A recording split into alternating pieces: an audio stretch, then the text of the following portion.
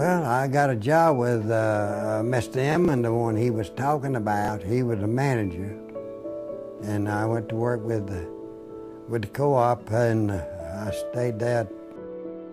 Well, I went up as a maintenance man, foreman, and I ended up as a line superintendent. Right, I came up without electricity, and I can remember very well the first day we got electricity. My mama met me and says, "We got power." We had a time. Didn't want to go to bed that night. Was sitting up, afraid to turn the lights off. They might not come back on. I tell some people, you know, I studied by a lamp, and it wasn't fortunate. I found out later that the dim light didn't hurt your eyes that much. You had to study with a lamp, kerosene lamp, and we had to take our milk to the spring and put it in the spring to cool it. I can't imagine some of the things that my mother had to do without electricity. If I had to do it today, I couldn't cope. I was in the Navy, and I came home on leave, and there was a light hanging in the house. I grew up without any form of electricity. The house had a light hanging down from the ceiling. Their surroundings were inferior. But when the co-op came, and they got everything that the other crowd had, they were a little prouder. In this community, we were so excited to have ice. And when we got power, the next thing was a refrigerator. That was something, and we could make ice cream and put it in them trays. Man, that was everyday doings.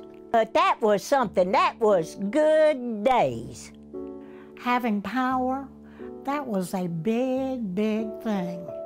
For people in the country who had never had it, but electricity changed our life. You know, everybody thinks of the co-op as coming in and getting electrical service for people who didn't have it and couldn't get it. But and it did. But that is not all they did. They changed the whole concept of who these people were.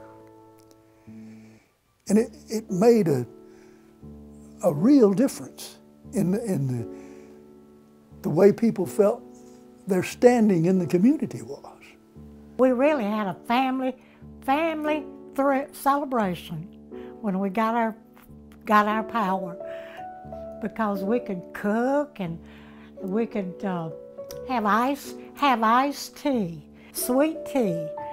I'll never forget how good it tasted with our own homemade ice. And so it brought the people of the county together where they really weren't together before the co-op. They family to me up there. I can call up there and if they can do it, they'll do it. Yeah, hey, you couldn't beat the co-op. They feel like family. You know, they've got that family feeling because we all came into this together. I can tell you Broad River had good leadership. They've always had good leadership. And he knew the co-op, and he knew the laws, and he studied them all, and he had a good rapport with the manager, had a good rapport with the staff. He had an excellent rapport with the other board members, and they all worked together on it. I don't think anybody really understood all the makings of it. They didn't understand what it is today, certainly. And I don't think those folks that founded it understood what it was going to become. It brought the city to the country and the country to town. That's what it did. He was, if he wanted something, felt it needed to be done, he went after it. And he was that way with the co-op. He really wanted to see it move forward, and he worked hard and long to be sure that it moved forward. He had I guess I could best say he was just totally dedicated. You built a community.